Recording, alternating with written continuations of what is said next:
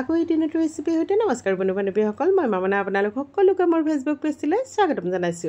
আজি আপোনালোকৰ মাজলৈ লৈ আহিছো সৰিয়হ পোস্তৰ সৈতে জিকাৰ তৰকাৰী কেনেকৈ বনালে কি কৰিলো দেখুৱাই গৈ আছো। হেহে আপোনালোকৰ বহুমূলীয়া সময়লৈ ভিডিওটো সম্পূৰ্ণকৈ চাব বুলি আশা কৰিলো। মিক্সি জাৰ এটা লৈছো, তাতে অকণমান দিছো ক'লা সৰিয়হ, অকণমান বগা সৰিয়হ দিলো আৰু অকণমান দিছো পোস্ত, কেইফুটামান দিছো নহৰু, কেইটুকুৰমান আদা দিছো আৰু প্ৰায় 4টামান পকা জলকীয়া দিছো। পকা জলকীয়া দিলে কালাৰটো ধুনীয়া হ'ব। আপোনালোকে মন কৰিলে কেঁচা জলকীয়াও দিব পাৰে। অকণমান পানী দিছো আৰু এইখিনি পেষ্ট বনাই ললো। দেখিছেনে এইখিনি ধুনীয়াকৈ মই মিহিকৈ পেষ্ট কৰি লৈছো আৰু বাউল এটা উলিয়াই ললো। আনফালে লৈছো কেইটামান জিকা। জিকাকেইটা বহুত ডাঙৰ নহয়, কুমলীয়া জিকা হয়। এনেকৈ বাকলি গুচাই ললো আৰু এনেকৈ মাজেৰে দুটুকুৰ কৰি লৈছো আৰু এনেকৈ দীঘলীয়াকৈ 4 টুকুৰ কৰি লৈছো। একেটা সাইজতে জিকাখিনি এনেকৈ কাটি ল'ব।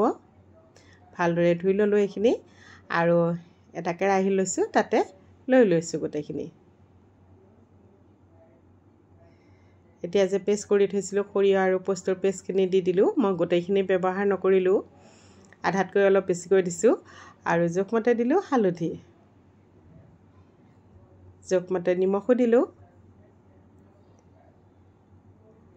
আৰু ইয়াতে দিছো অকণমান কেঁচা মিঠাতেল।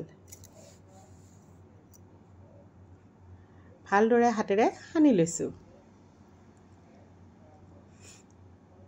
এনেকৈ বাৰু আপোনালোকে জিকা পোস্ত সৰিয়হ দি বনাই খাইছেনে? যদি খোৱা নাই এবাৰ বনাই খাই চাবচোন, খাবলৈ বহুতেই টেষ্টি লাগে।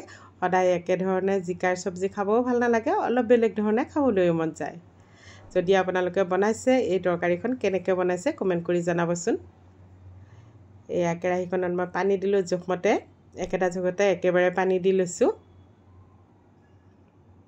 আৰু গেছৰ ওপৰত বহাই দিলো। ঢাকনি লগাই সিজিবৰ কাৰণে ৰাখি থৈ দিলো। প্ৰায় 7-8 মিনিটমান সময়ৰ পিছত তৰকাৰীখন হৈয়ে যাব। এয়া প্ৰায় মোৰ তৰকাৰীখন হৈয়ে গ'ল। জিকাখিনি সিজোতে বহুত টাইম নালাগে, হৈয়ে গৈছে প্ৰায় তৰকাৰী। এতিয়া ডাঙৰ বাউল এটা লৈছো, তাতে মই উলিয়াই লৈছো।